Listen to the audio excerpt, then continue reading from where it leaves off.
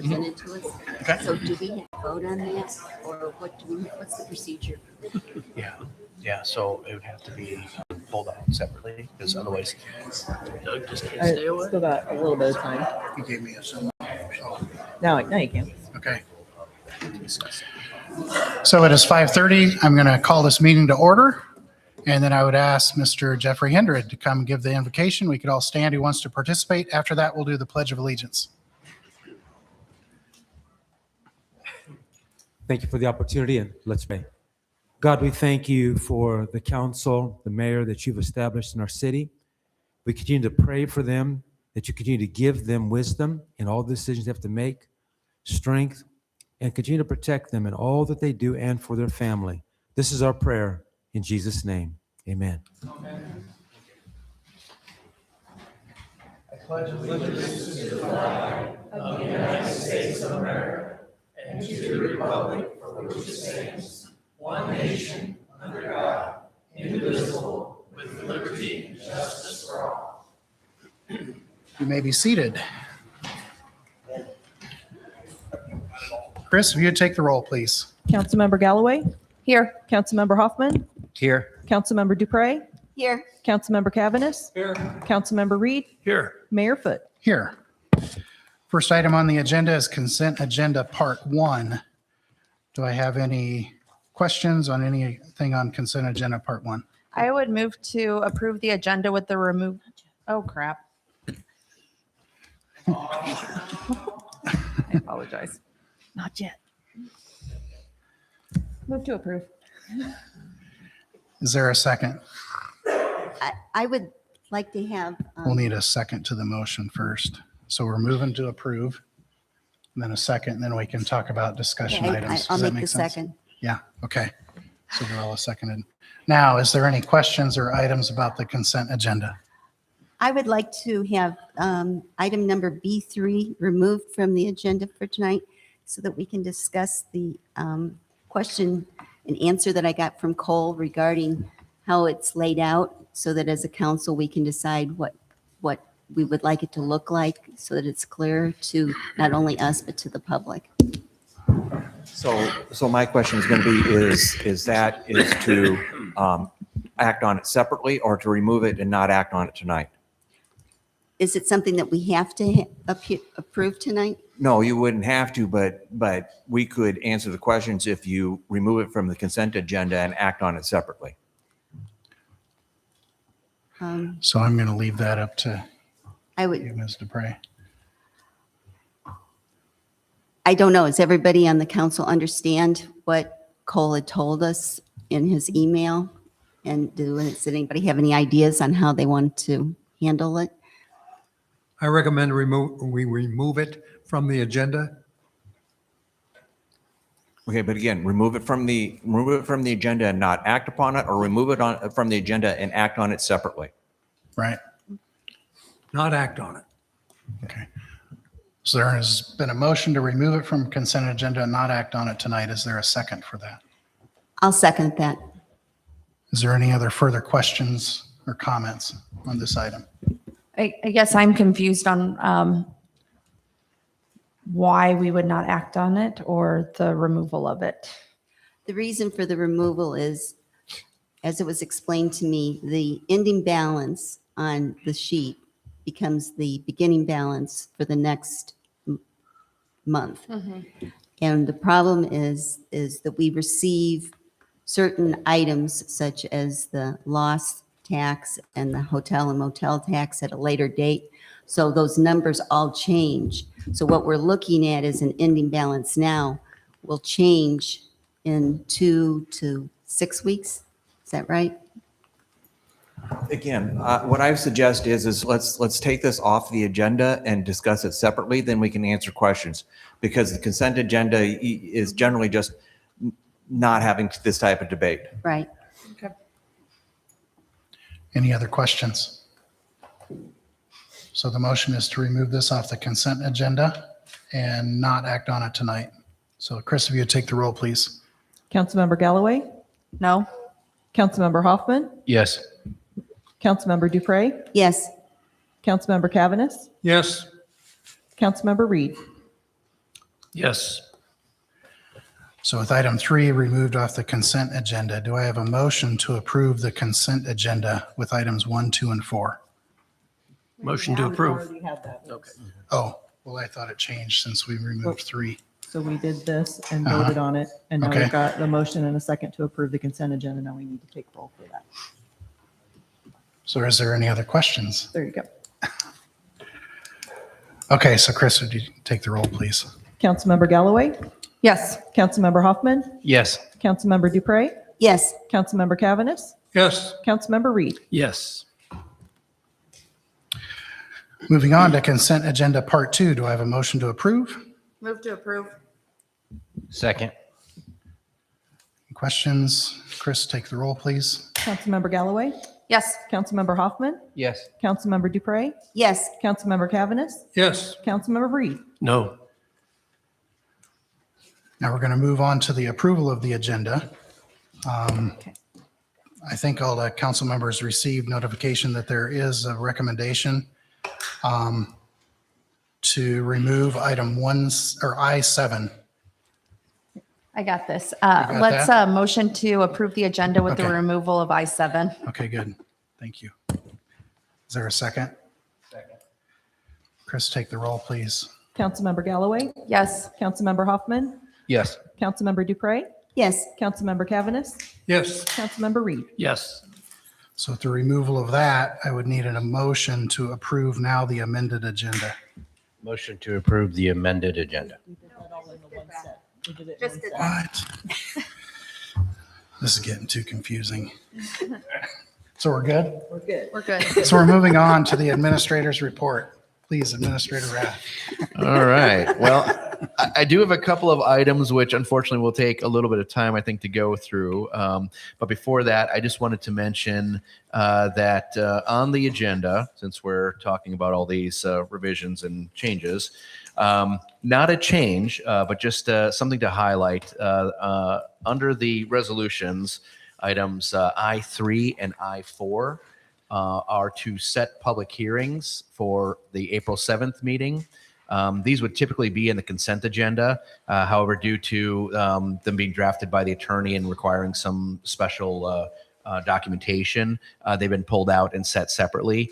There isn't any major discussion about these. And if anyone is here to talk about either of those items, I would just respectfully request that if you are able to attend the April 7th meeting, that reserving those comments to that point would help to keep all of that together and make it a little bit more efficient to make sure that those comments are heard and appreciated at that time. So just to note that those would only be setting public hearings. Other than that, there's no official action on those items.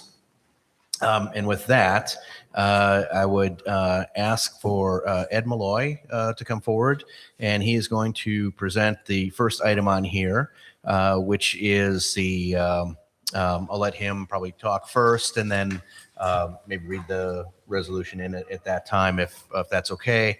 And he's here representing a potential project with the old Agassiz School District, or school building. Thank you, City Administrator. Good evening, Mayor and Council. I'm here to present to you a project that you have supported in the past. It is a senior living project, which is the restoration of the Agassiz School on West St. Mary's. This project was part of an application to the Iowa Finance Authority for the approval of and the usage of low-income housing tax credits. The tax credits are basically exchanged on a dollar-for-dollar basis with an equity partner in the investment and allows for the development of these affordable homes. We were before you last year, and we were unsuccessful in our application. They're highly competitive. There were 27 projects across the state that were petitioned. There were 7 that were funded, and there's a point system. Essentially, we had 47 points and there were 49 points awarded to the winning group. But we did a little lobbying this year, and we're going to be picking up an additional 7 points on our application this year. So we feel highly confident A lot of that has to do with the work that the city has done, becoming an Iowa Thriving Community, picking up 2 points there, and also work that we did in lobbying the folks that put together the application to reward Iowa developers. This would be our 4th project developed in Iowa. We are the developers of the Asbury Heights subdivision, which are 30 units in 6 townhomes on Sherwood Avenue and Asbury Avenue. Those have been, they've been open for a year and a half now, and they've been occupied at 100%. So we're very happy about this project. We're very excited about the Agassiz Historic Project as well. And let's see, top button. Aha, okay. Yeah. Oh, over. Okay, gotcha. Okay, we'll run through this quickly, I promise. Maybe. I'm hitting the right arrow. I'll try the left arrow. Not doing anything that's. Well, let Travis advance it. Try that, and then also if that fails, then you can just flip through them as I talk, it'll be fine too. Doesn't seem to be so. Okay, there's, There so there's a picture of the school. School is still in great shape. We've owned it since 2018 and have been taking good care of it. But we got it to this point where we can develop it. Yes, that's fine. This is a description of what the low-income housing tax credits are. The program allows an incentive for property owners to invest in the development of rental housing for individuals and families with fixed and limited incomes. We'll talk a little bit about the rents and how we arrive at those a little bit further down in the presentation. As I mentioned, we're an experienced developer along with the Asbury Heights 30 townhome units. We have 2 projects in the Phoenix area. We have a senior project in Fort Dodge, 44 units in Fairfield, and we're hoping to add this project to that as well. Our project scope would be a complete rehabilitation of the building, 32 units. There'll be 22 one-bedroom and 10 two-bedroom, 48 parking spaces on site. There'll be 1 and 2, as I mentioned. We'll have a community room and a rental office as well. This is the school on the site. This is where how the parking will be designed, so there won't be any need for street parking. This is the basement floor where there will be 2 units. The single-family units are about 650 to 700 square feet, and the 2-bedroom units are 750 to 850. There's a diagram of the first floor, second floor. You'll see how the units are laid out. This is the typical layout for them. Now, if you've been, how many of you went to school at Agassiz? If you did, you will remember that in each classroom, there is a little corner area where there's like a mini library, and it's all wood benches and wood panels. Those will be preserved. We are receiving state and federal historic tax credits for this project, so there are different elements that will be preserved that were original to the school. The rents are determined based on a percentage of the area median income. So there's an average median income. The 40, 50, 60, 40, 60, 50 that you see there in that second column is essentially what we have to pledge to in our application to meet those standards. So people who meet those rental guidelines will have that opportunity. You'll see that in the first column, 1 bedroom through 2 bedroom, and then the rents are in the middle column. So for a 1 bedroom at 40% AMI where there are 6 units, it'll be $581 for rent. And then the highest rent would be for a 2 bedroom at 60% of AMI, which would be $984. The other column is what the low-income housing tax credit maximums are that are set by HUD.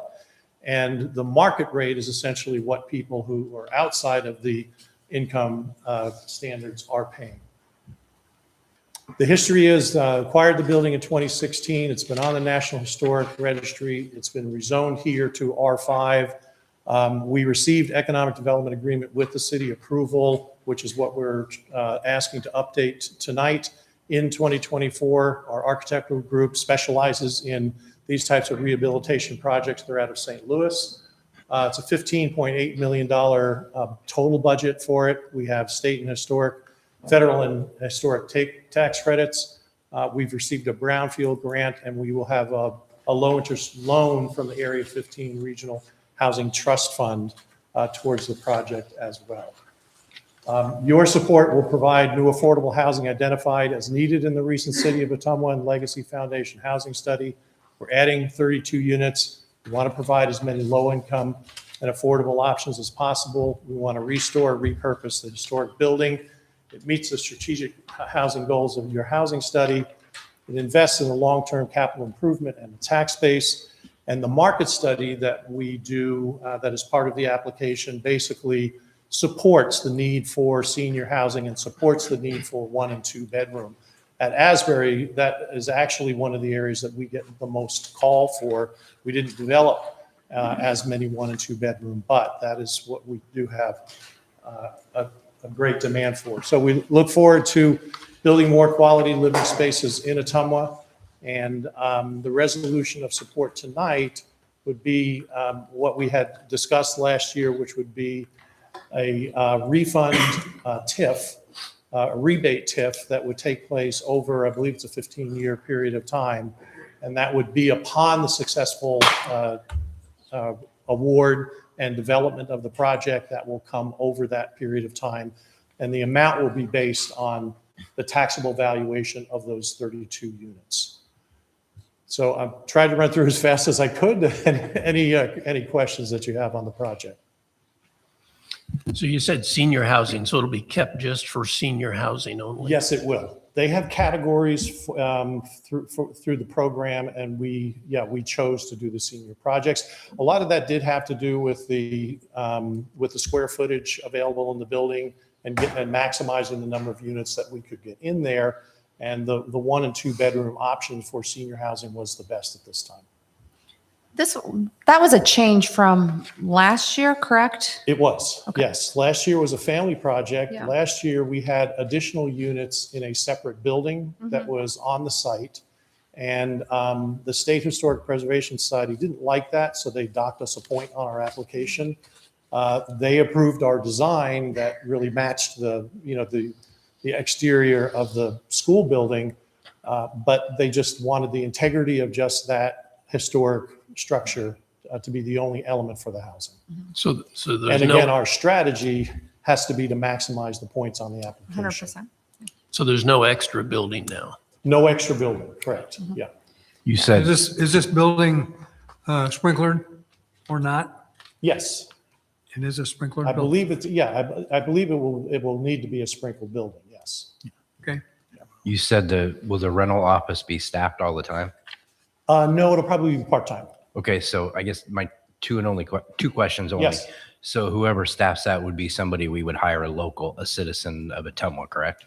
So, yeah, so we have a management company that's actually out of Minneapolis. There are companies that specialize in managing these kinds of facilities, and they manage both Fairfield and Asbury. So we would likely roll that in with the same group. So But that would open up a part-time job for a local citizen, Yes. was my question. And Yes, it then would, yes.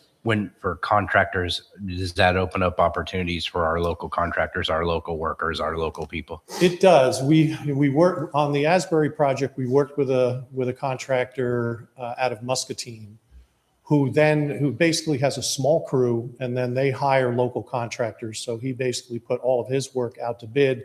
We're going to use the same contractor, and he will do that as well. Okay, thank you. Yeah. Since this is a 2-story building and senior unit, is there an elevator? There is not an elevator, but there are handicap accessible units that will be on the first floor. Okay. Yeah. And the last question, is there going to be some like green zone since it's a lot of paving from the playground and stuff? Yes, we've thought about a playground, but we're wondering with a senior project, how much use it would get. Probably So that one particular area, we could go back to that slide that showed the,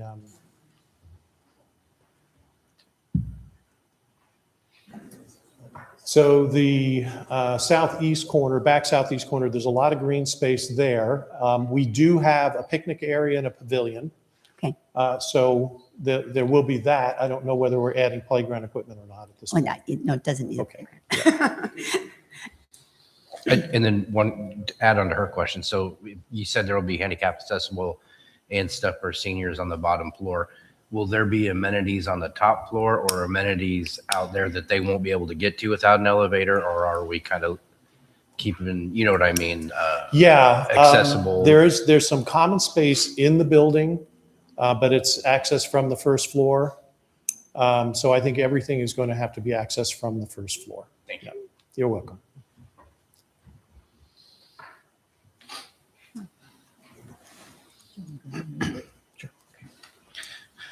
Resolution number 54, 2026, a resolution recommitting support of the proposed terms to be included in a development agreement by and between the City of Ottumwa and CBC Financial Corporation.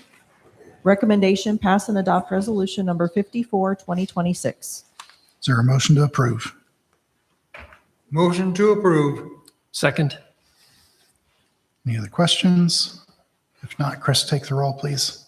Councilmember Galloway? Yes. Councilmember Hoffman? Yes. Councilmember Dupre? Yes, Councilmember Cavanagh? Yes. Councilmember Reed? Yes. Okay. Thank you. You want to read the resolution first or do the presentation first? That's entirely up to the council. All right. What would you do Let's the read it. resolution? Yeah. Resolution number 56, 2026, accepting and approving the comprehensive annual financial report for the fiscal year ending June 30th, 2025. Recommendation: pass and adopt resolution number 56, 2026. So is there a motion to approve? Move to approve. Is a second? Second. Okay. Finance Right. Officer O'Donnell. All right, I'm going to introduce Dustin Opatz of Bergen DVD. He will have a presentation on the audit and will be available for questions.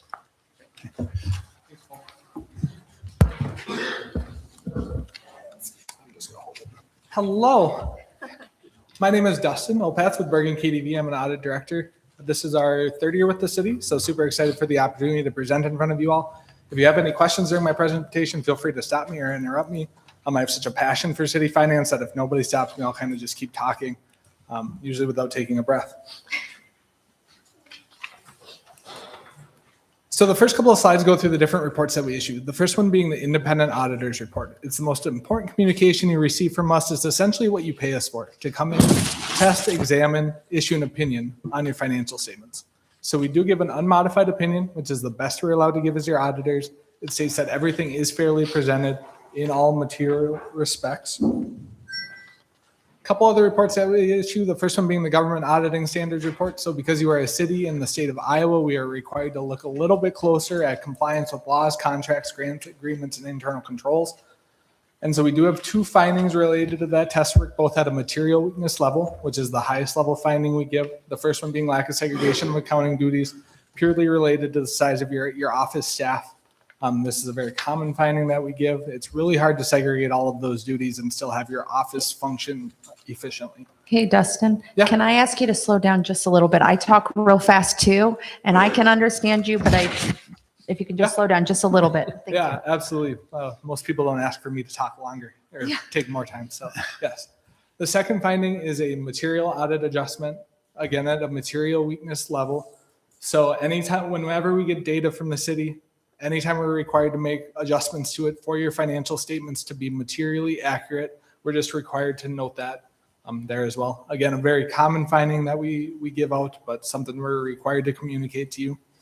That second bullet point related to single audit. So because you expend more than $750,000 of federal funds during the year, we're required to pick on a couple of those programs and check compliance with specific federal statutes. And so no findings related to that test work. So a clean report there.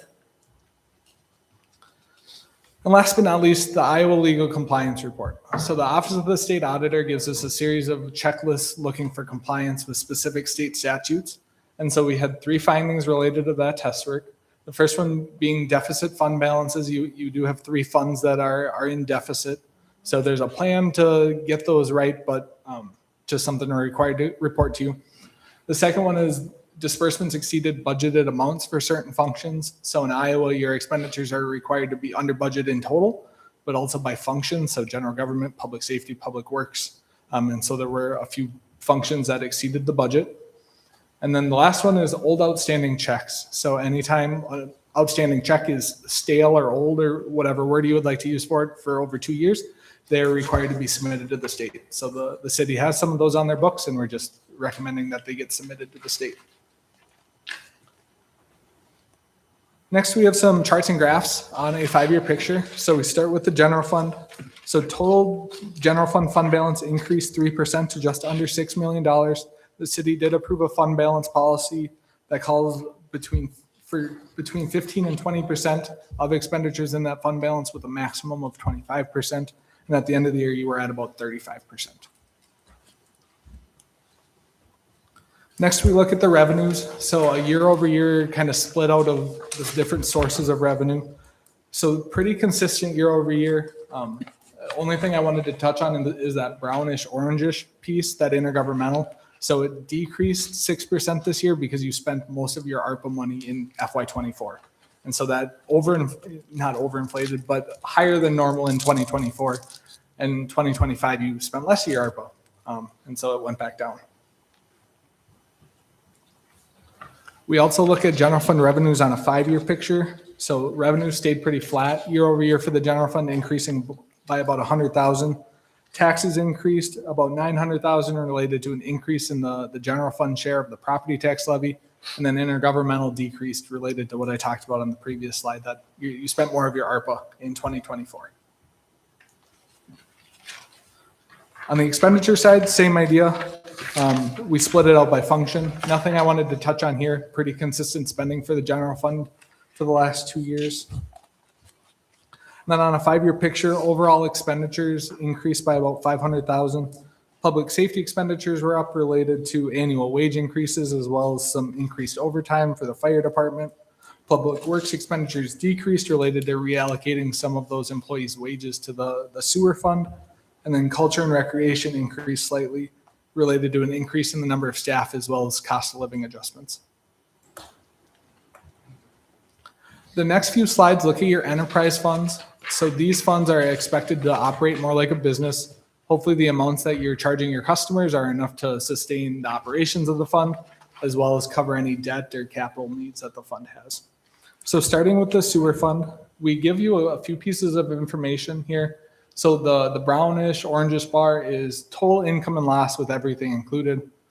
The dark green is income without depreciation. So we give you both because depreciation is a non-cash expense. It's not something you're ever going to have to write a check for, but it does represent your capital replacement costs. So when some of those capital items come due, if you've been covering the depreciation for their entire life, hopefully that money is sitting in the bank and it indicates that you may have to borrow less or not at all.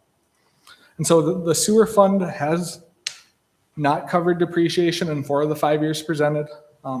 Revenues increased slightly related to increased investment income, related to better market conditions. Expenses increased related to some increased repair and maintenance costs, as well as getting some of those wages from the general fund. So we saw the public works expenditures in the general fund go down, and this is the other side of that. They went to the sewer fund. Overall, cash or unrestricted net position of this fund was about $14 million at the end of the year. Onto the solid waste fund. So this fund has covered depreciation the last 2 years, which is great to see.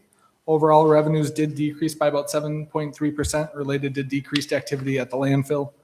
And then expenses increased 2.3%.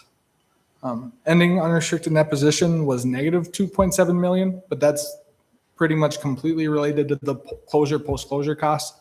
So the way a landfill operates is you have to accrue for how much it's going to cost to close it, whenever it's time to close it.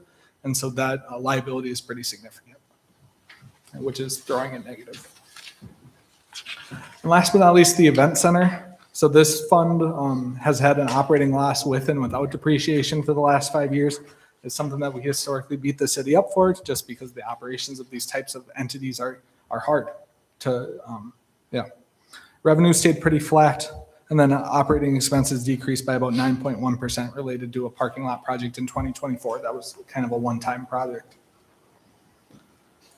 The last two slides look at the property tax rate and the property tax levy. So the tax rate is the lowest in the 5 years presented. And then the property tax levy itself did increase to the second lowest in the 5 years presented. And that's me.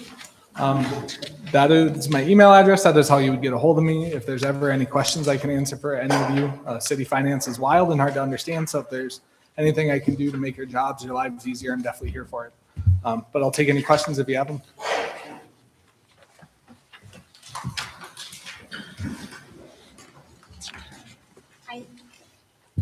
I'm new, so. Oh, you're fine. I do have a question. I was just wondering, we're almost done with our third quarter, and this is from 2025. Why does it take so long?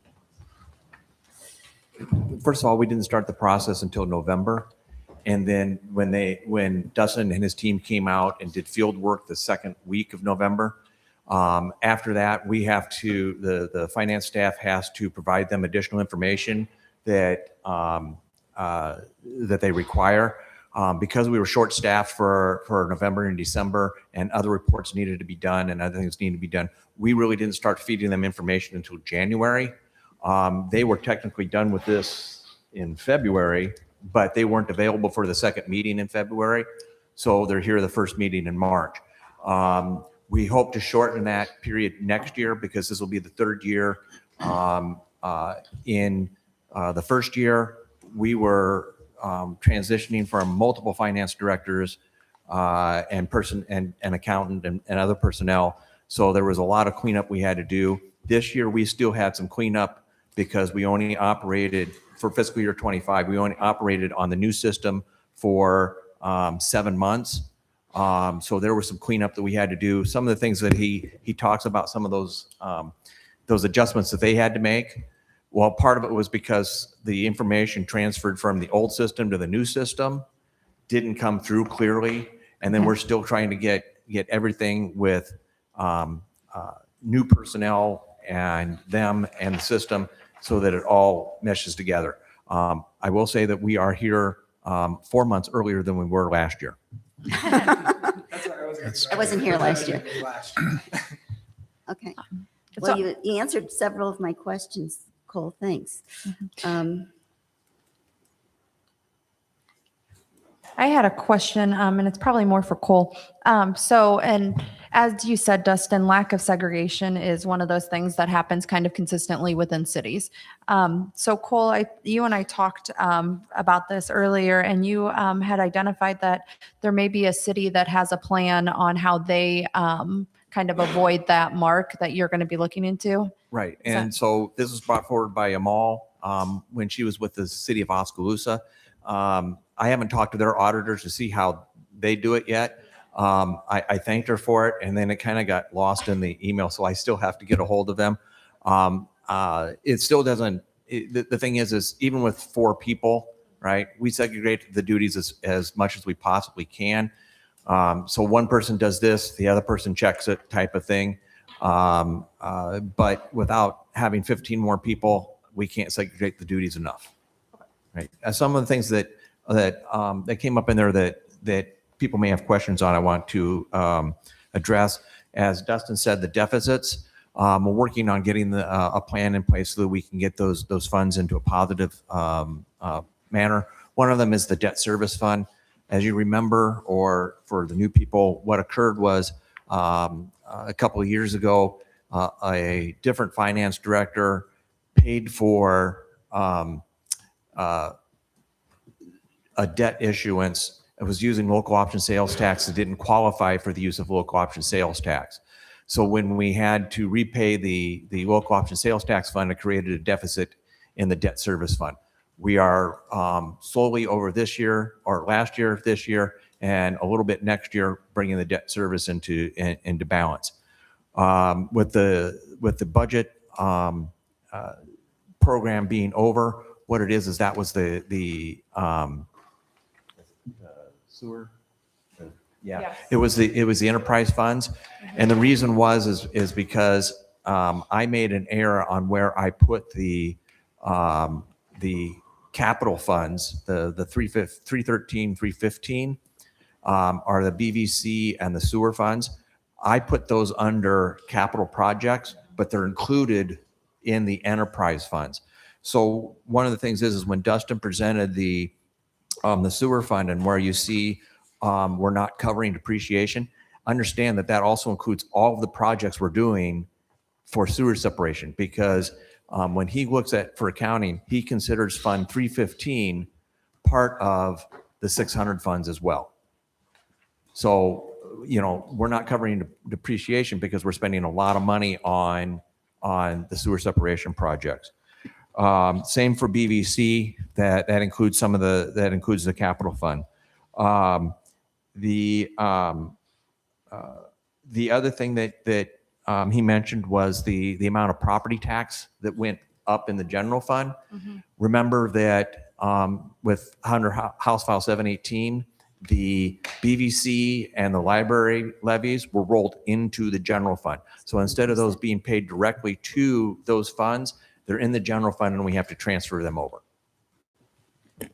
And Cole, in regards to depreciation, you and the department heads across the board and city staff are working on a plan for depreciation and ensuring that we are making sure that we're kind of prepping for that, correct? Well, what we're trying to do is, if possible, we do try to have funded depreciation. What I'll tell you is that Fund 610, right? The sewer department has been able, the wastewater treatment side has been able to fund their own capital improvements. And but again, when you add in Fund 315 to 610, it's hard to do that. When it comes to the landfill, we're trying again to work on a way to put money aside for future projects. It's difficult because that's entirely fee based. Okay, thank you. Answered all my questions. Any other questions? So at the end of your statement, you had said that the GASB statement 103 and 104 needed to be implemented. Have we done that on our side yet? No, so that'll be in effect for this coming year, and Okay. the effects of those standards are going to be pretty minimal on the city. It's 103 is related to some reporting changes Right. that we'll have to make, and then 104 is purely a disclosure. If you ever have large capital assets that are being held for sale, we're just required to disclose that. Okay. But Thank you. And to that point, we had a different GASB requirement this year on reporting future, or was it the employee? How about this? Yeah. So the post-employment benefits, right, that we have to pay. And so that was another requirement that was added this year. We worked the worksheet, sent it over to them. Everything was fine. Okay, great. Thank you. Those come out on an annual basis. The GASB comes out with something different each year that we have to report. Well, that's to keep it fun. It makes it so they actually have to do some work and earn their money, so. If no other questions, Chris, would you take the roll, please? Councilmember Galloway? Yes. Councilmember Hoffman? Yes. Councilmember Dupre? Yes. Councilmember Cavanis? Yes. Councilmember Reed? Yes. All right, thank you. As we're moving through the rest of the agenda, I want to remind everyone, if there's a certain item on the agenda that you would like to speak on, we'd like you to fill out a sheet of paper. It's in that basket on the front banister, so that can be brought up to me.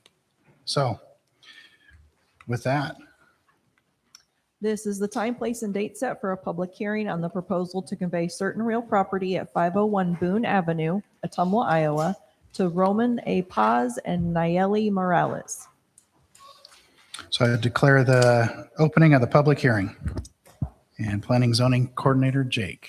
Yeah, thank you, Mayor. Good evening, council. So the city accepted bids on this property until 2 o'clock, February 5th, 2026. We received 7 bids. Roland Davis. Wait, what property are we on? I was walking We're up on here. 501 501 Boone. Boone. Okay, never mind that. That was That's the next one.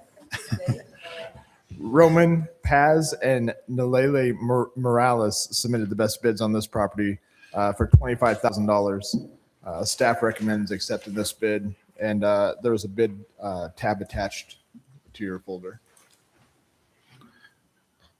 Is there any questions, comments? Did we receive any other correspondence from anyone, objections or anything? No, just from Roman. He's ready to go. So yeah, Okay. that's- Well, with that, I would entertain a motion to close the public hearing. Oh. I didn't get a little thing. Is there anyone in the audience that would like to speak on this item? Okay. So with that, I'd entertain a motion to close the public hearing. Second. Chris, take the roll, please. Councilmember Galloway? Yes. Councilmember Hoffman? Yes. Councilmember Dupre? Yes. Councilmember Cavaness? Yes. Councilmember Reed? Yes. Resolution number 47, 2026, accepting the bid and approving the sale of 501 Boone Avenue to Roman A. Paz and Nayeli Morales for the sum of $25,000. Recommendation pass and adopt resolution number 47, 2026. Motion to approve. Motion to approve. Second. Any additional questions? If not, Chris, take the roll, please. Councilmember Galloway? Yes. Councilmember Hoffman? Yes. Councilmember Dupre? Yes. Councilmember Cavaness? Yes. Councilmember Reed? Yes. This is the time, place, and date set for a public hearing on the proposal to convey certain real property at 926 Lillian Street, Ottumwa, Iowa, to Roland C. Davis. So I declare the public hearing open. Jake? Thank you, Mayor. So this is where we started. This was also a property that the city owned. We accepted bids until February 5th of 26. We received 7 bids. Roland Davis submitted the best bid in the amount of $6,600, and staff recommends accepting this bid as well. Any questions? So does he plan to rework it and make it a useful, livable house? Yeah. He plans on, he has several rentals in town, so I would imagine that's probably the route he'll go with this one, is make it a rental. It's important to, you see the difference in prices there. That just shows the difference in houses we're selling. There's different qualities. This house was in pretty poor shape, but it's also on a 40-foot lot. So if we demolish this house, nothing's going back on that lot. It's going to remain green space. And I like to just say that staff is very good at identifying that stuff. I have good faith in the building inspectors when they tell me what needs to happen. It's what needs to happen. So Love that. Did we receive any communication objections from anyone? nothing on this property. Thank you. Okay. Is there anyone from the audience that would like to speak on this item? If not, I'd entertain a motion to close the public hearing. So moved. Second? Chris, take the roll, please. Councilmember Galloway? Yes. Councilmember Hoffman? Yes. Councilmember Dupre? Yes. Councilmember Cavaness? Yes. Councilmember Reed? Yes. Resolution number 48, 2026, accepting the bid and approving the sale of 926 Lillian Street to Roland C. Davis for the sum of $6,600. Recommendation pass and adopt resolution number 48, 2026. Motion to approve. Move the recommendation. Second? Any other questions? Chris, take the roll, please. Councilmember Galloway? Yes. Councilmember Hoffman? Yes. Councilmember Dupre? Yes. Councilmember Cavaness? Yes. Councilmember Reed? Yes. Thank you, Council. This is the time, place, and date set for a public hearing on the proposal to convey certain real property at 1022 Plum Street, Ottumwa, Iowa, to CCC Properties LLC. I declare the public hearing open. And I don't know who's presenting this.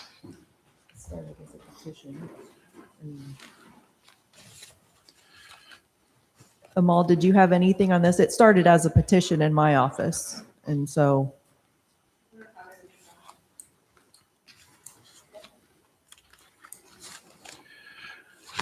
So do we have any? Do you want me just to read the staff summary? Yeah, let's do. I'm trying to find it. Thanks. The city owns the vacant lot at 1022 Plum Street. Petition number 5117-2026 was submitted by Matt Van Lanningham of CCC Properties on January 6, 2026, with an offer of $250 to purchase said lot. CCC Properties owns the property directly behind this vacant lot at 213 North Ash. All city departments have reviewed and signed off on this disposal. The city council set the date for a public hearing during their last regularly scheduled meeting on February 17th, 2026. Notice of public hearing was published in the Ottumwa Courier on February 21st, 2026. This property will be transferred over to CCC Properties LLC through quitclaim deed. So did we receive any correspondence of objection? No, I received no objections on this item. Is there anyone from the audience that would like to speak on this item?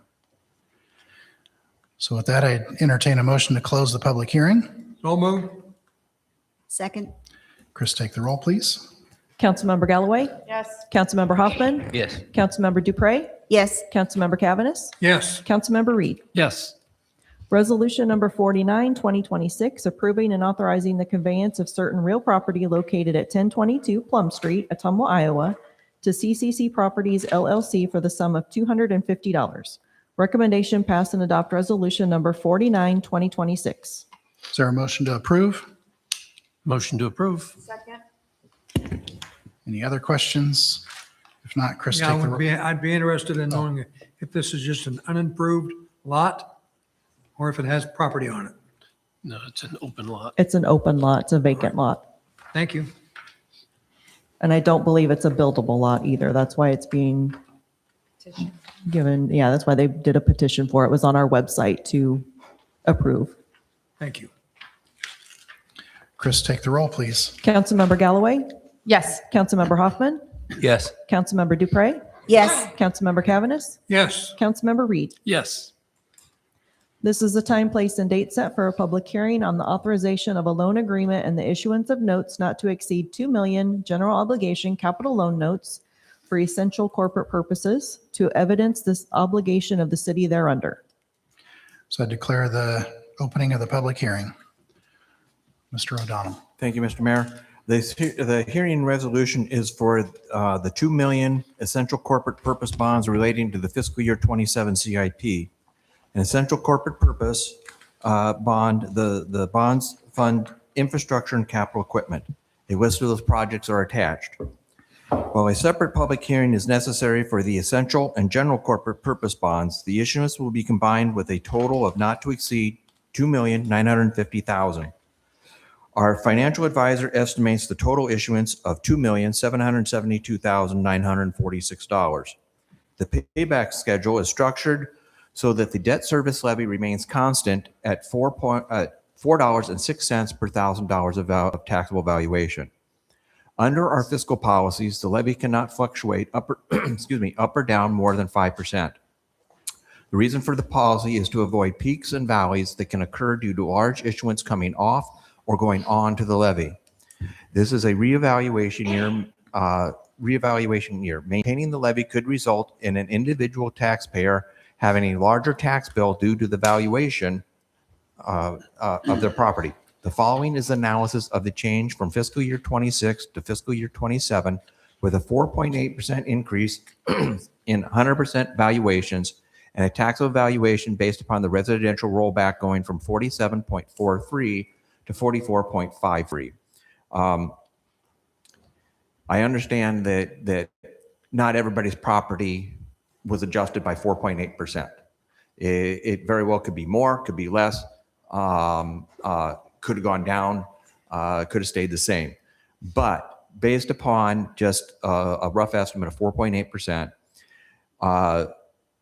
with $100,000 of 100% valuation, last year the taxes would have been, with just for the debt service, $192.80. This year, if their valuation went up 4.8%, their 100% valuation is $104,800. Their taxable valuation goes from $47,431 to $46,673. With the proposed levy actually slightly less than current year, Their taxes would go from 192.80 to 189.53. I'll take questions, comments, but one of the reasons why we keep the debt service, we try to keep the debt service at an even keel, is that to avoid those peaks and valleys.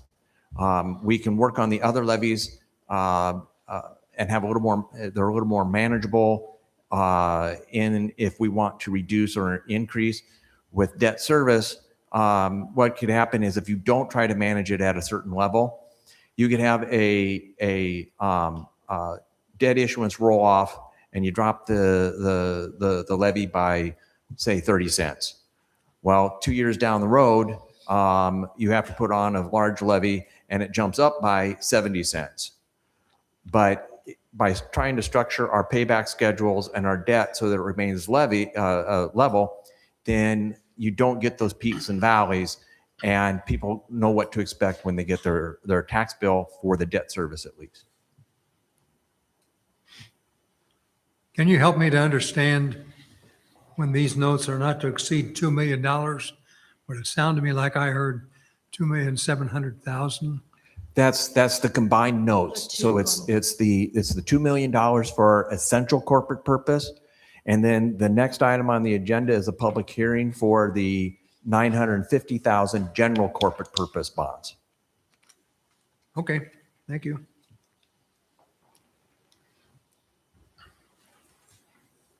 So you're saying that the taxes are going to pretty much stay level because we're losing one levy and we're replacing it with this one? No, that's not what I'm saying. What I'm saying is that the financial advisor looked at all of our debt and the payments.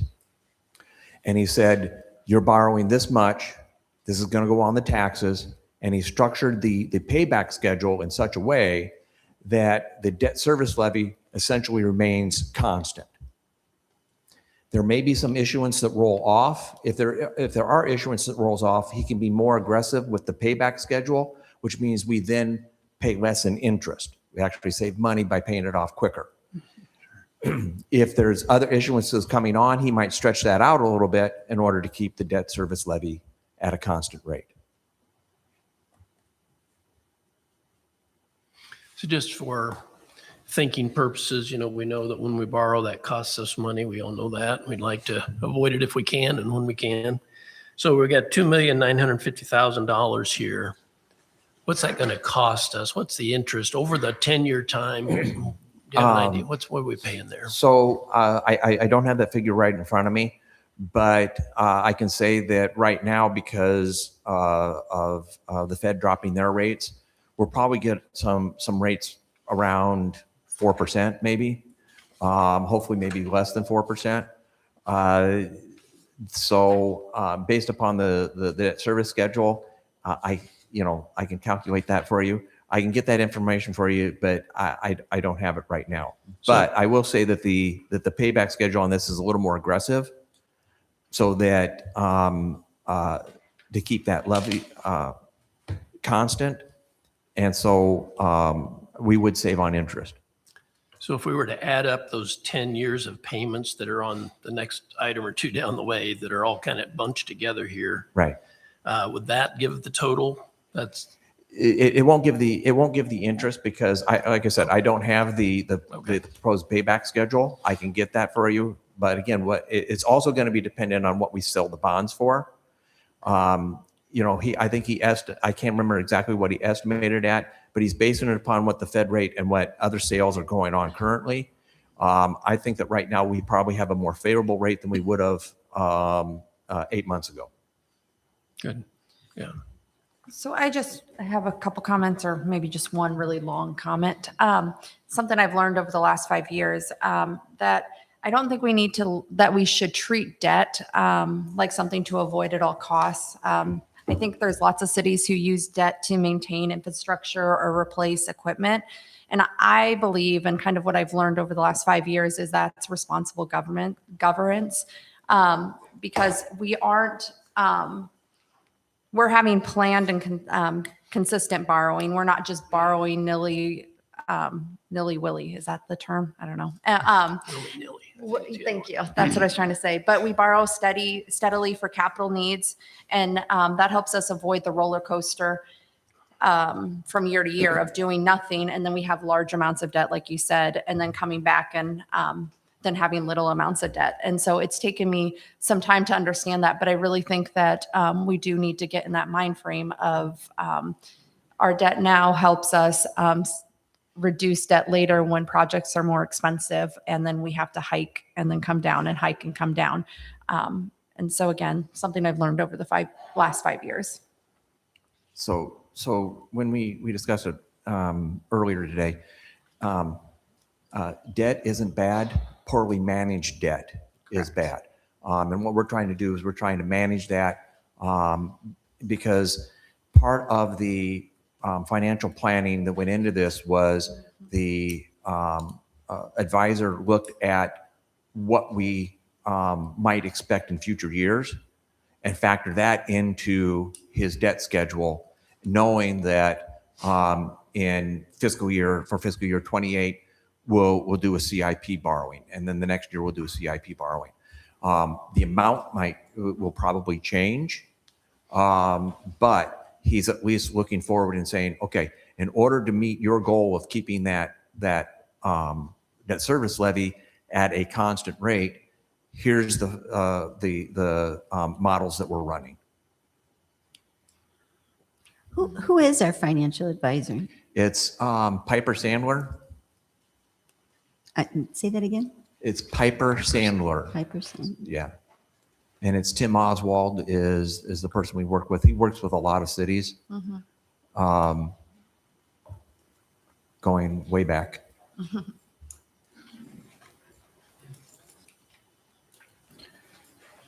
Any other questions? Since this is, I still have a question regarding the previous amount of 2 million, and now in a general obligation capital loan. Are we staying within the bounds of what is required for us to not borrow more money than is legal? So we have our debt capacity, which is set by based upon 5% of our total 100% valuations. We are sitting at less than 50% of that debt capacity at this moment. Additionally, with the general corporate purpose bonds, they cannot exceed $980,000 without going to a referendum. And we'll get into this when we get to the next item, but the 950 are subject to a reverse referendum because of them being general corporate purpose rather than essential. Okay, thank you. since this is a public hearing, is there anyone in the audience that would like to speak on this matter or have any questions? I'm assuming we didn't receive anything. No, I did not receive any objections. Okay. Neither did I. So with that, I would entertain a motion to close the public hearing. So moved. Second? Chris, take the roll, please. Councilmember Galloway? Yes. Councilmember Hoffman? Yes. Councilmember Dupre? Yes, Councilmember Cavanis? Yes, Councilmember Reed? Yes. Resolution number 50, 2026, instituting proceedings to take additional action for the issuance of not to exceed 2 million general obligation capital loan notes for essential corporate purposes. Recommendation pass and adopt resolution number 50, 2026. Is there a motion to approve? move the recommendation. Second? If there's no other questions, Chris, take the roll, please. Councilmember Galloway? Yes. Councilmember Hoffman? Yes. Councilmember Dupre? yes, Councilmember Cavanis? Yes, Councilmember Reed? Yes.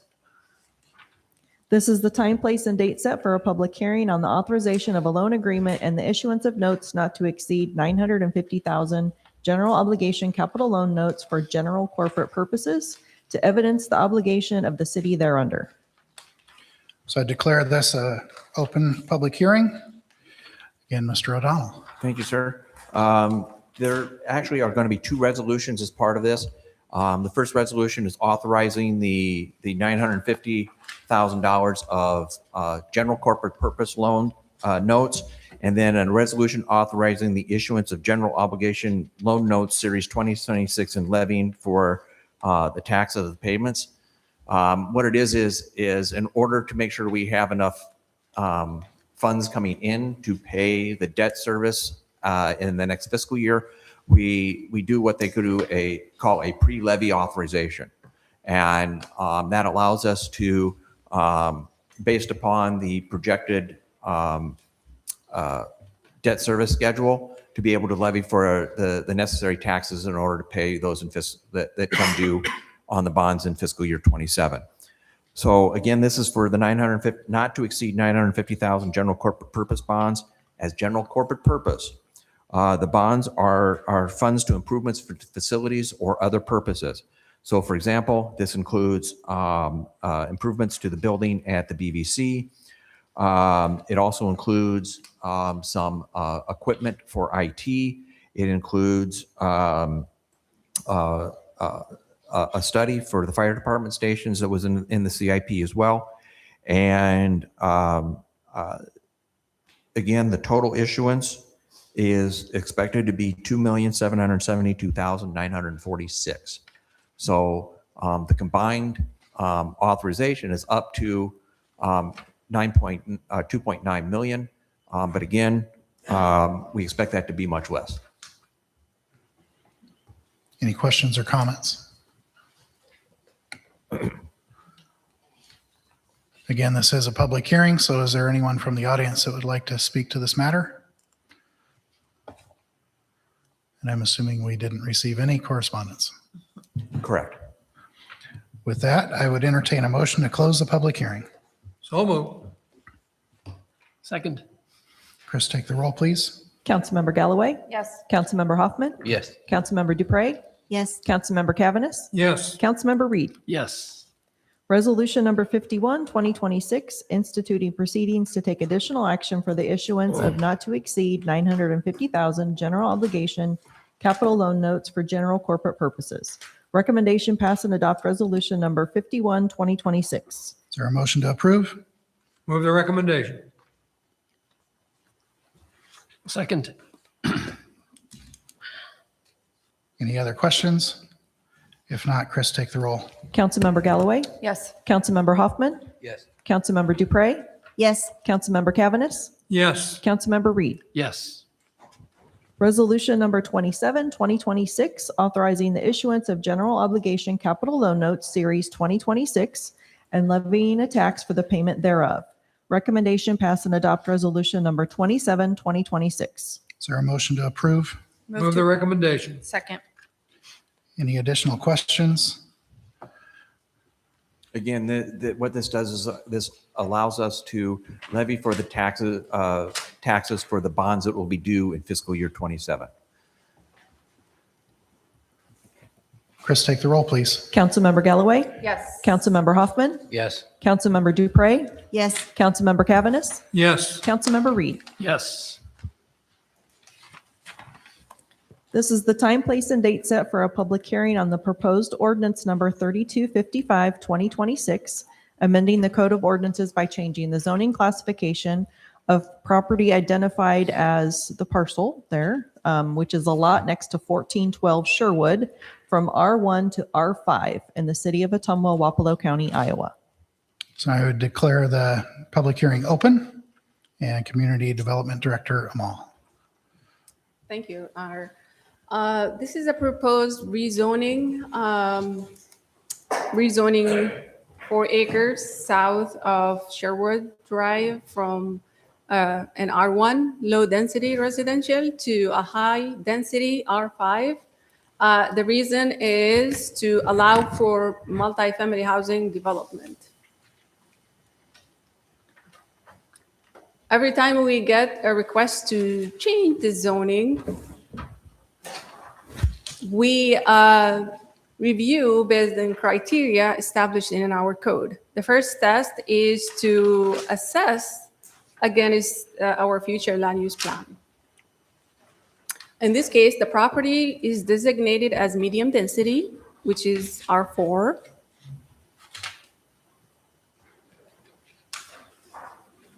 The second test is the comprehensive plan goals. How consistent is that request with the goal? It does support goal number 2 related to growth in housing in all categories. And in this case, the proposed development would provide for an opportunity to diversify our housing stock. We also look at how compatible is the proposed change with the surroundings. If you look at the map here, the area is a mixed use ranging from high density commercial and shopping to lower density. That's shown as yellow. This is the R5, the lowest density in here. So the proposed change would serve as a transitional in terms of intensity from the pink, which is the commercial, and the R5, the high density residential, and the shopping to the north. So it is compatible with the surrounding in this case. Whether we also test to see whether the proposed change would create any potential for hardship or nuisance, other than the normal or the typical traffic expected of that residential pattern, where we don't see any concern in regard to adding or making that change. Availability of public utilities, there is existing infrastructure, expecting that to serve the proposed.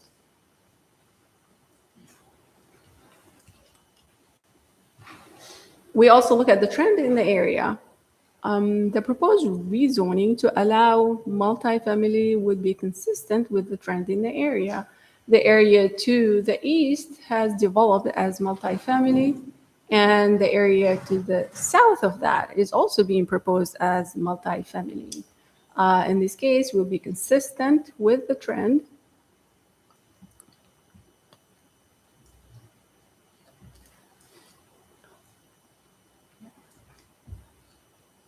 So in summary, staff found that it is consistent with the adopted code and plans, and also compatible with the surrounding, supports community need as identified in the housing study, and the Planning and Zoning Commission held a public hearing on the matter and is recommending approval. In this case, both staff and the Planning and Zoning Commission recommending rezoning, however, to R4 to be consistent with the future land use plan. So would be more appropriate to rezone to a medium density R4 instead of high density R5. And in this case, it will meet what the developer is looking for and will be consistent with the plans.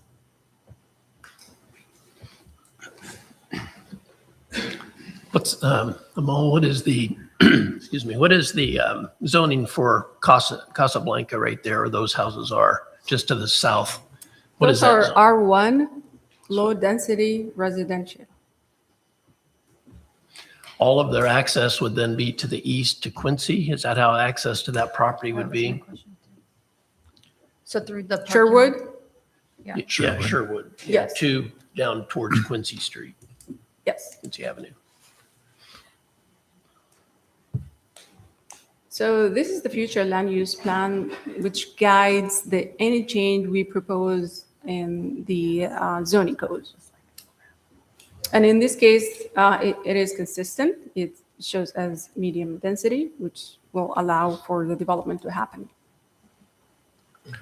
So the current recommendation in this packet is for an R5, but what I'm hearing right now is tonight we would like, instead of an R5, we would rather it be an R4. R4. And that is what the planning and zoning approved last night, correct? Correct. And Okay. based on the review. Yep. So the request is for R5, and we published that as R5, but staff and the Planning and Zoning Commission would recommend R4 instead.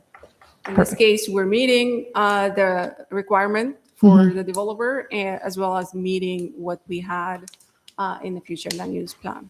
Perfect. Thank you. And So- what is the developer wanting to put in there? It's a multifamily development, multifamily housing. How many units? 48, 43. 40, 48. It says 43.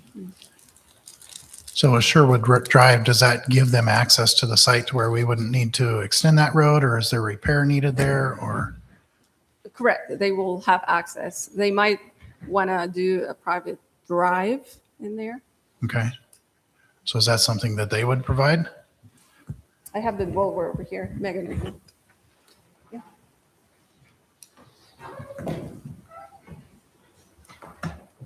Good evening. Megan Carr with Sand Development, representing the owner here. The plan would be to put in a private driveway to our parking lot. I did drive up on Sherwood Drive today, and looks like maybe there's some repairs needed, but we can talk about that if the project is awarded. But past the point where it's gated right now would just be a private drive into our property, likely through an easement from the landowner, because they would like to have access to continue to their existing property. Sure. Okay. I'm happy to answer any other questions as well. I think I heard you say that the city would not be responsible for private driveways. Is that correct? Correct. It would just be it's a short, I don't know, maybe 50 to 100 feet into our parking lot. We would do that as a private driveway. Okay. We would also extend the sewer and water past that driveway, and that would be part of the project. Any other questions? This is a public hearing. Is there anyone in the audience that would like to speak on this item? Yeah, please come forward.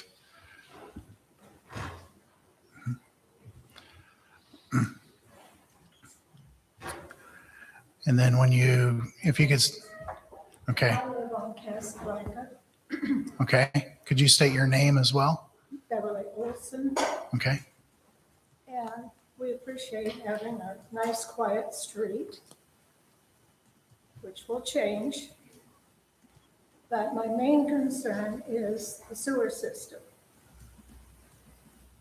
It's not adequate for our needs now. So if this is a major housing development, there's going to be a lot of issues with the sewer. Okay. That's my concern. And also, will there be access from Overland to Sherwood?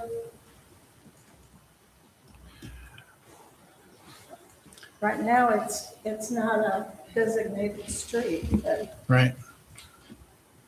will that be a change?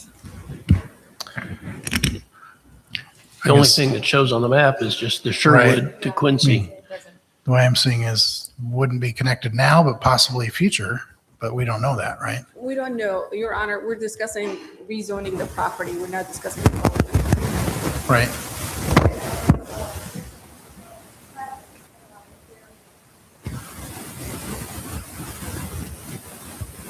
Right. Amal, has anybody checked on the sewer program in that area to see if it could handle additional housing? So the sewer for the proposed development, and it goes out Sherwood towards Quincy. It does not go down to Overman. And the property they're talking about doesn't even abut Overman. So there'll be no sewer or water being connected to the sewers or water on Casablanca or Overman, and none of the traffic can go down Overman either. But it's all the utilities that we have are coming off of Quincy, and the access to the site comes off of Quincy as well. So there wouldn't be any direct impact to the streets on Overman or Casablanca. Thank you. Thank you. Is there anyone else that would like to speak on this item? Did we receive any correspondence, an objection or not? I Okay. received none. With that, I would entertain a motion to close the public hearing. I'll move. Second. Chris, take the roll, please. Councilmember Galloway? Yes. Councilmember Hoffman? Yes. Councilmember Dupre? Yes. Councilmember Cavaness? Yes. Councilmember Reed? Yes. Ordinance number 3255, 2026, amending the Code of Ordinances by changing the zoning classification of the property identified, which is the lot next to 1412 Sherwood, from R1 to R5 in the city of Ottumwa, Wapello County, Iowa. Recommendation pass the first consideration of ordinance 3255, 2026. But I would recommend amending, someone would want to amend this before we take a vote. I would motion to amend from R5 to R4. And that's listed as medium density. Correct. So also the high density to medium Oh, density. thank you. Yes. We have a motion. Is there a second? Second. Any questions on that? Chris, take the roll, please. Councilmember Galloway? Yes. Councilmember Hoffman? Yes. Councilmember Dupre? Yes. Councilmember Cavaness? Yes. Councilmember Reed? Yes. Okay, now we will recommend pass the first consideration of ordinance 3255, 2026 as amended. Is there a motion to approve? Move the recommendation. Second. Any questions? Chris, take the roll, please. Councilmember Galloway? Yes. Councilmember Hoffman? Yes. Councilmember Dupre? Yes. Councilmember Cavaness? Yes. Councilmember Reed? Yes. Waive the second and third considerations, pass and adopt ordinance number 3255, 2026 as amended. Is there a motion to approve? Move to approve. Is there a second?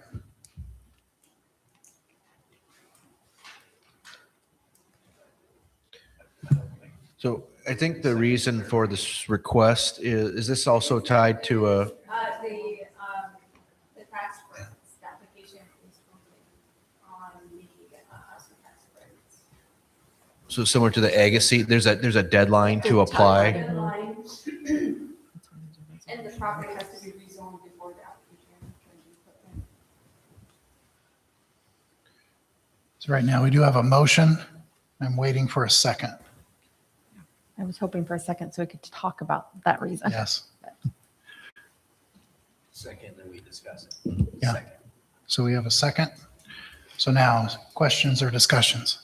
So this is, like you said, so it's to, we're asking, or they're asking to waive it, or whomever is asking to waive it, because you said that there is for tax credits and the application, but it has to be rezoned before. Am I hearing that correctly? Yes, the application started to When's the deadline for their application? March 11th. March 11th. Today's the 30th. It's March 11th. I don't know, just my opinion. I hate waiving second and third ratings, but I think since we're under the gun, I mean, we're under here, a debt or deadline here. Right. And we do need the housing. Well- I mean, that's, And I guess I would say the council was unanimously voting for it, so I don't see that necessarily changing on a second or third yeah. reading. It's just good to give more people a chance to, get involved in the conversation is the reason for the other No, reasons. I agree. Well, my opinion to my colleagues, just, I hate waiving the second, third readings. In this case, I can kind of justify it in my mind because we are under and we don't want to lose the opportunity to have housing or put the deal in jeopardy. So I would just say too, is my understanding is this project would be dependent upon the award of the low-income housing tax credit credits. If that were not awarded, it may not go forward at this time. It could always be revisited and rezoned back if that was something that came up down the road. So it could be corrected if there was an issue down the road and the program was not awarded. I would also add too that since this is an ordinance, it's not in effect until it's published. So by waiving the second and third readings tonight, it could be published on Saturday, which is then in effect before the deadline. So even waiting for another meeting would put us behind the deadline. Okay. Correct. I guess I'm going to stick with my opinion to waive it. Again, I know I'm beating this into the ground. I usually don't like to do this, but this is kind of time sensitive, and housing is important. I mean, we need the. All right. This change is consistent with the future land use plan, which the community has the opportunity to get input and to put the plan together and to solve housing in our area. But he has their hand up. So She speak out of the microphone, please. Can't hear you. Right in the microphone, please. I think the mic might have died. Yeah, I think it's. Awesome. Amal, what are the other apartments zoned at right by there? A C, C1? Yeah, and then the next to it is R5, just C1. So I think what you were saying, Amal, is that it's consistent in that it's, by rezoning it to an R4 meets the consistency of the neighborhood and the future land use plan, correct? Yes, Okay. the development in the area, the trend, and the future land use plan, which everybody had the opportunity to comment on and get input. It's a community-wide event where the community put Correct. together the future land use, and the community saw medium density in that area. Correct. That's Okay. much better. We can hear you. Yeah, it was out for some reason. Perfect, thank you. any other questions? Chris, take the roll, please. Councilmember Galloway? Yes. Councilmember Hoffman? Yes. Councilmember Dupre? Yes, Councilmember Cavaness? Yes, Councilmember Reed? Yes. Resolution number 38, 2026, a resolution in support of a low-income housing tax credit application by Landover Corporation or a related entity. Recommendation pass and adopt resolution number 38, 2026. Is there a motion to approve? Motion to approve. Any? Yeah, I'm all. This resolution is in support of the project. Basically, we're saying that the project is eligible for the established tax abatement program. Any questions, comments? She's the developer, correct? You're the developer. Yes. Hey, I'm going to ask the same question I ask all the time, and then I know we want to move on, but so you're I am. You're the developer that's developing the property, so you're going to get the contractors, right?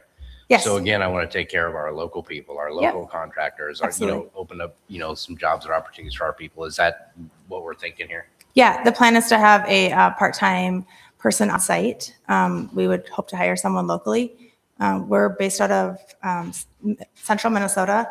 We have properties in Dubuque, Cedar Rapids area. I think we have 3 in Cedar Rapids area and 4 in Iowa City area. So we have a good base. We are our own management company. So we hire people down here. We have a regional manager based in this area. And then our construction company is our own company as the GC, but we would try to hire as many local subcontractors as we can, Thank you. as well as surveyors and engineers too. Can I ask something on this resolution? Okay. Can I just ask that instead of the resolution support for Landover Corporation, if it could be Ottumwa Housing Group LLC, that's the actual applicant name, if you guys would I like that entertain better. that change? You said Ottumwa Housing Group LLC. Correct. And I'm happy to answer any other questions. I appreciate your support tonight. so this is 40 to 60 units. I'm assuming that that's going to be multi-story, 48 units is what it will be. 48 units? Yep, and it'll be 3 stories. The plan would be to have a mix of 1, 2, and 3 bedroom units. We would have a on-site management office, community room, elevator. There'd be an outdoor children's play area with the option to add a sports court for kids to be able to play basketball and foursquare, and then an open area for them to be able to kick a ball, play baseball, whatever might work. There'd be an integral trash chute inside the building. So that would be collected with trash and then rolled out on trash day. So no external trash dumpster. And then we have 96 parking stalls on site planned right now. Any other questions? Chris, take the roll, please. Councilmember Galloway? Yes. Councilmember Hoffman? Yes. Councilmember Dupre? Yes. Councilmember Cavaness? Yes. Councilmember Reed? Yes. This is the time, place, and date set for a public hearing on the proposed ordinance number 3256, 2026, amending section 38-115 of the Code of Ordinances of the City of Ottumwa, Wapello County, Iowa, to add recycling processing as a conditional use in the C2 zoning districts. So I declare the public hearing open. So Amal. Your Honor, C2 does allow recycling collection as a permitted use. However, any type of processing for recycling is not permitted. The proposed change is to build in flexibility in our code to allow review on a case-by-case basis. The reason, not all locations are created the same. The change would give planning and zoning the flexibility to review and see if there are conditions can be imposed on the proposed use to manage any potential negative impact. If they see that, they can make recommendation to Board of Adjustment to grant conditional use for that with the condition or list of conditions imposed. So while we're doing this, we want to make sure we're not missing out on business opportunity for business expansion or any type of business might find the community suitable. As you can see here on the map, the area shown as light red with the arrow, this is the area. This is not downtown. This is the C2. Downtown is shown as dark brown in this map here. And you can see that area is abutting the light purple color, industrial.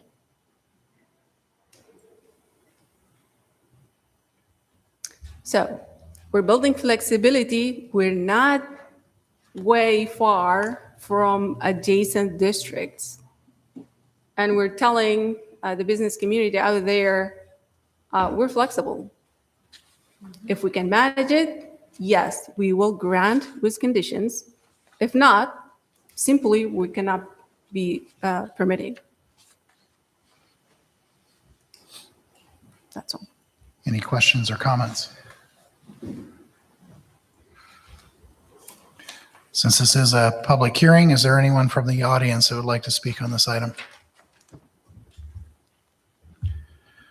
If not, I would entertain a motion to close the public hearing. So moved. Second. Chris, take the roll, please.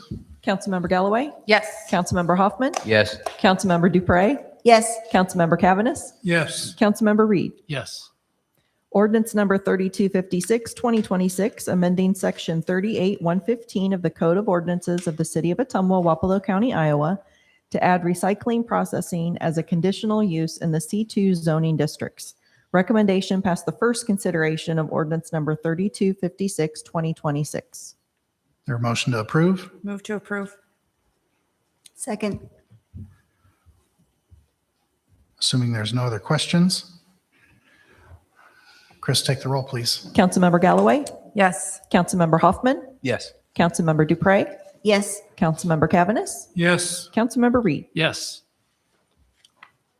Ordinance number 3254, 2026, an ordinance to add sections 1433, periodic fire safety inspections, and 1434, authority to cite, to Chapter 14, fire prevention and protection of the Code of Ordinances of the City of Ottumwa, Wapello County, Iowa.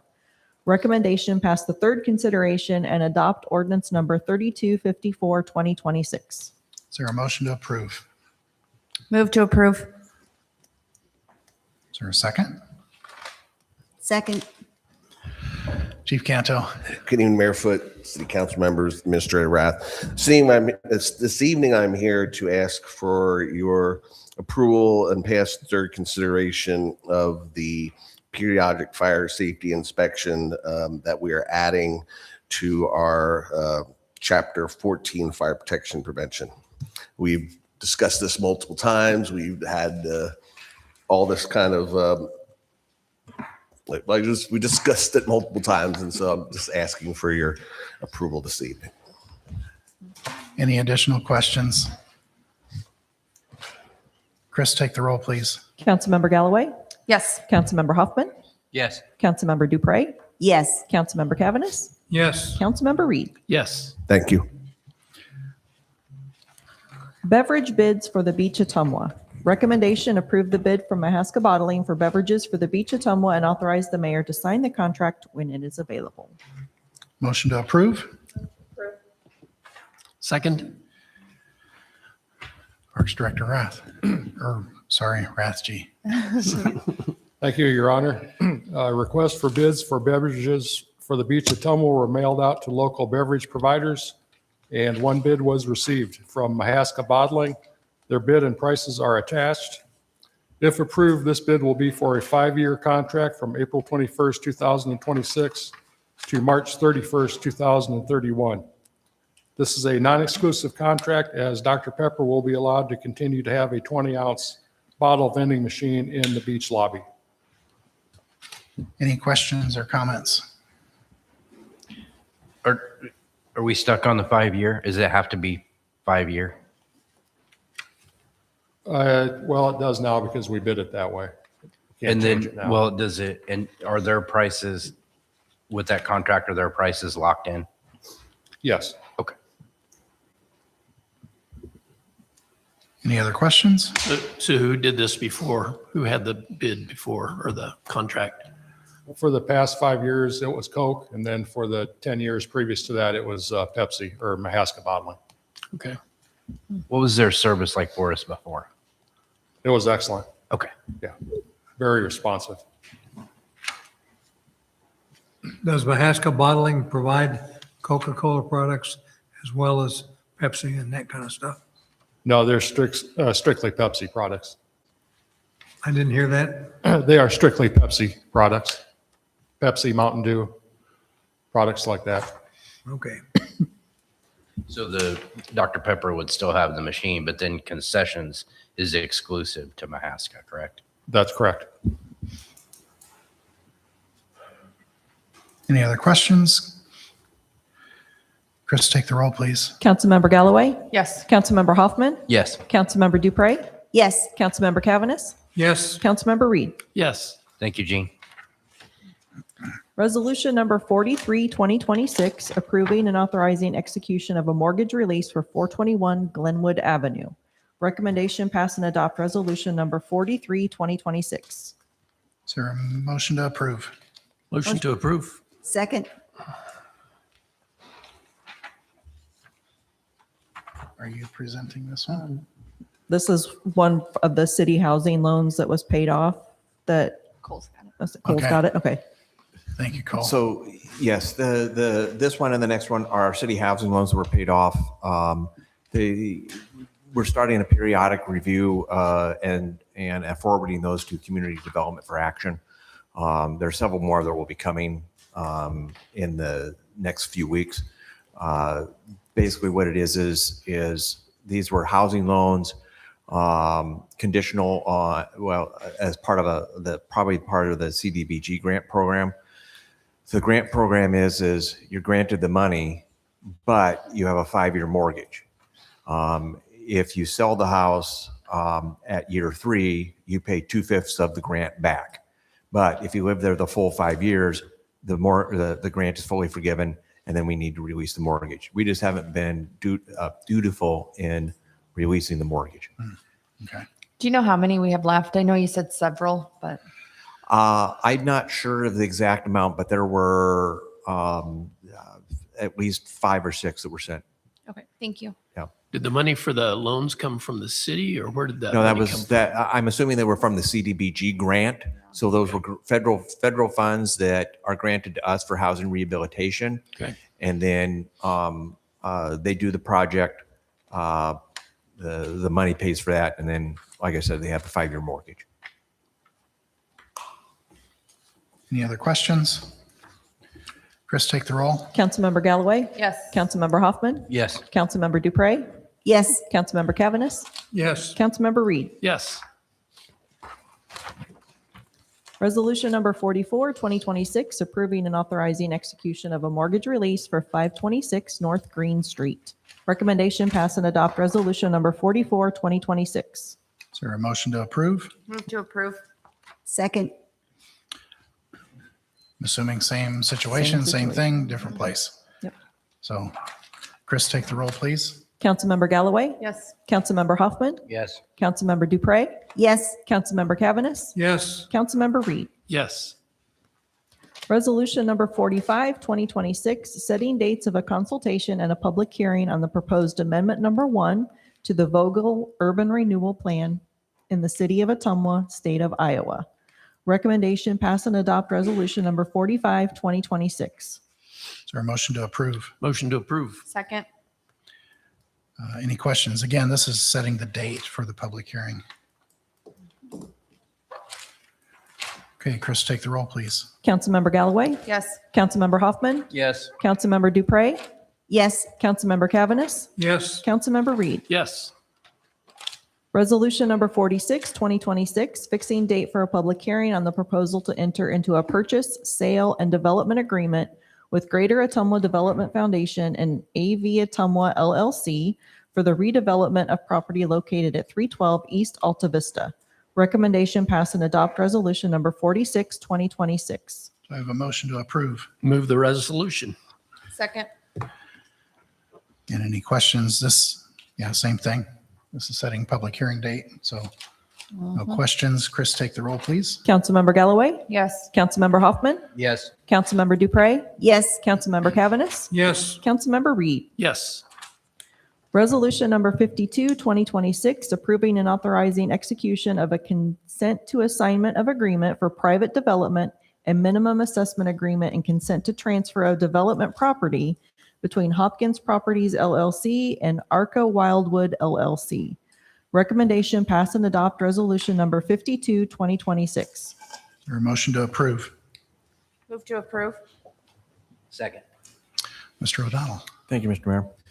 In April 2022, the city of Ottumwa entered into an agreement for private development with Hopkins Properties LLC.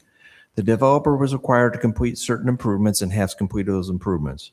In return, the developer would receive annual tax rebates through tax increment financing.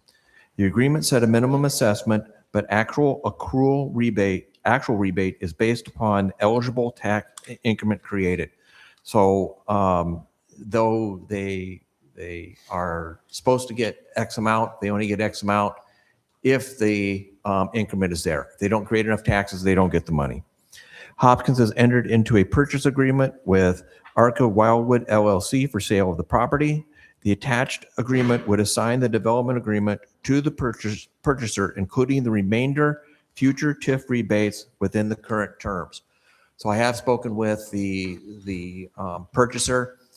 They understand the requirements necessary in order to receive those rebates, which is an annual certification of their taxes and also a certification form that they've met all of the requirements of the agreement. They're clear with that. I will make sure that when we send them a executed copy that I spell that out as well, so they don't forget, because those things are due every year and I don't send out reminders. So they need to follow through.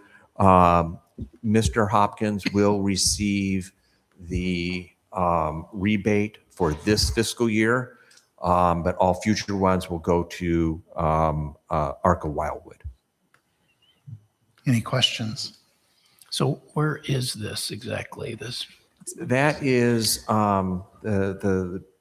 does that It's a strip include- mall by Kohl's. Yeah, the strip mall by Kohl's. Like Yeah, the Jefferson I just County didn't know if it Clinics included the Field. Kohl's proper, but it's the strip mall. Right on the edge of Wildwood Drive.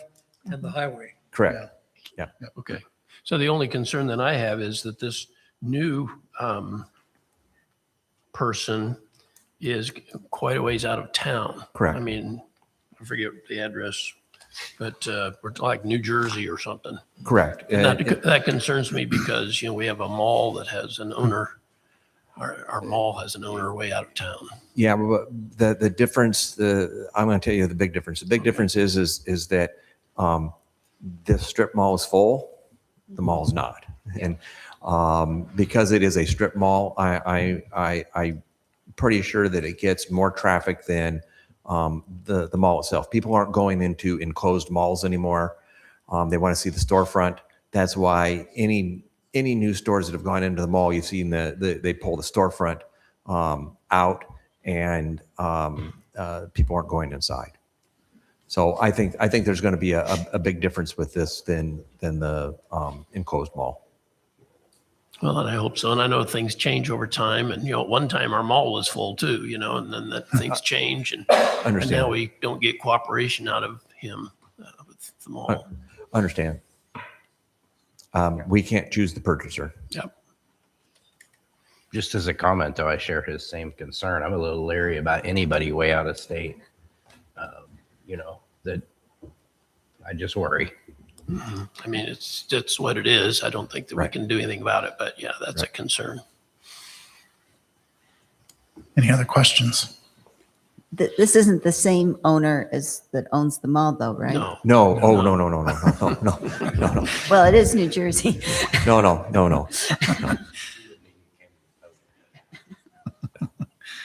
All right. Okay, Chris, take the roll, please. Councilmember Galloway, Yes. Councilmember Hoffman, Yes. Councilmember Dupre, Yes. Councilmember Cavaness, Yes. Councilmember Reed. Yes. Resolution number 53, 2026, approving a revised skate park donation agreement. Recommendation, pass and adopt resolution number 53, 2026. Is there a motion to approve? Second? All right, I think this is the last action item for the night. On December 29th, 2025, the city adopted Resolution 227, 2025, which was to receive a donation of the constructed skate park from Ottumwa Regional Legacy Foundation, ORLF. At the time, it was noted a revision may be desired to that donation agreement.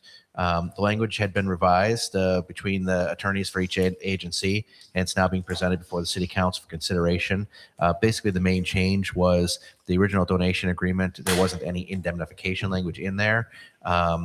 It was one side at the time, and it thought there should be either no indemnification or mutual indemnification. So the revised has mutual indemnification language in the document.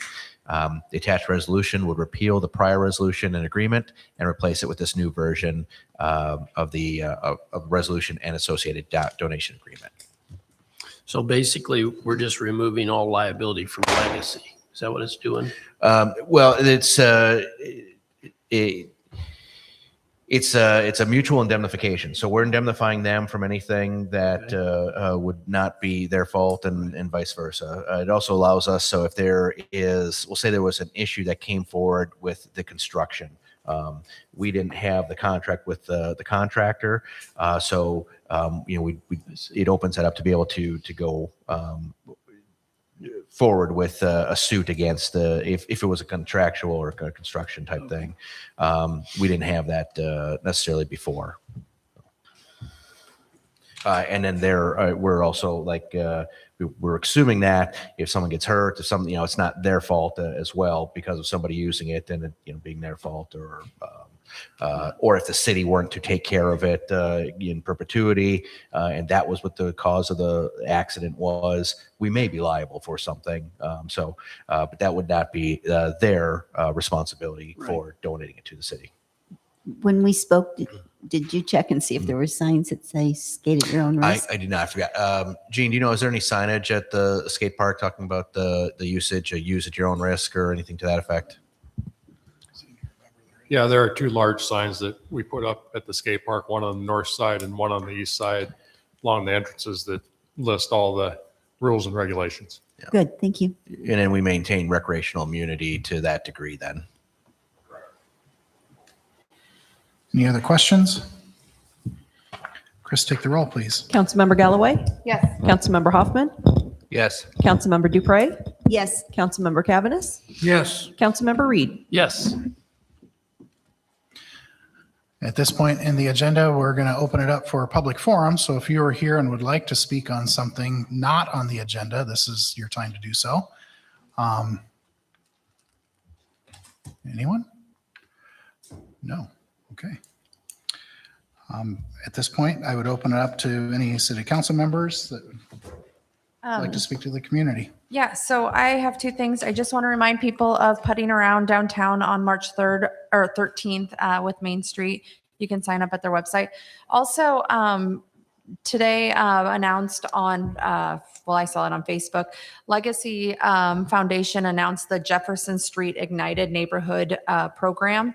So in the past three years, they've done the Ignited program with 2 other neighborhoods and invested $175,000 and brought 39 projects to life in Ottumwa.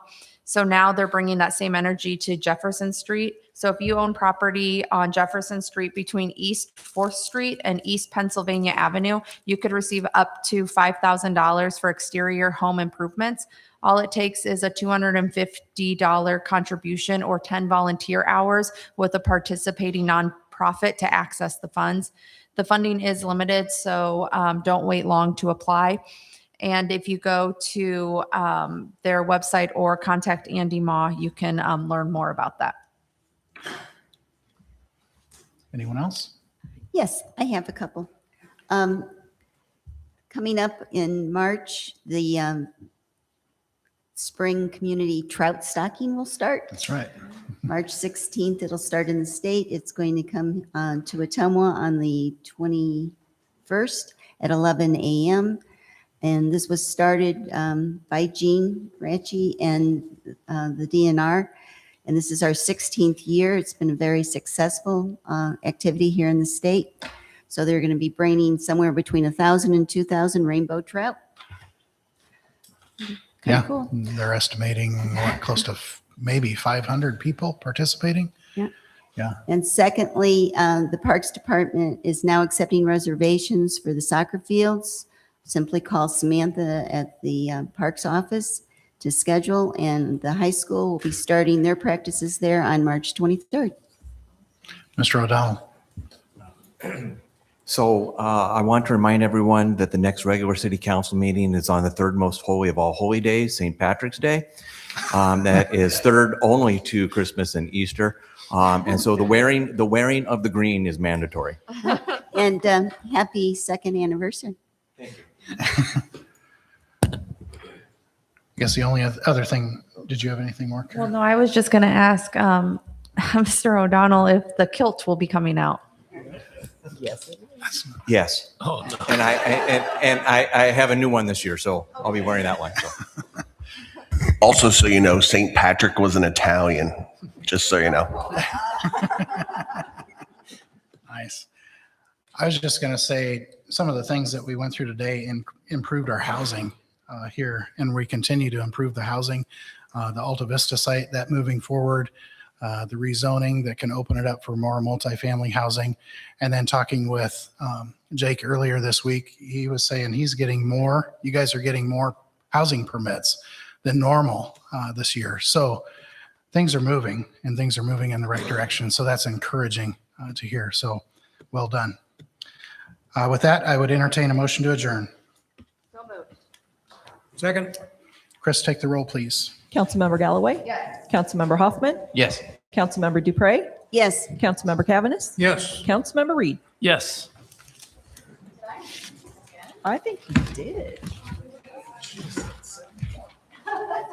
Yes, you did.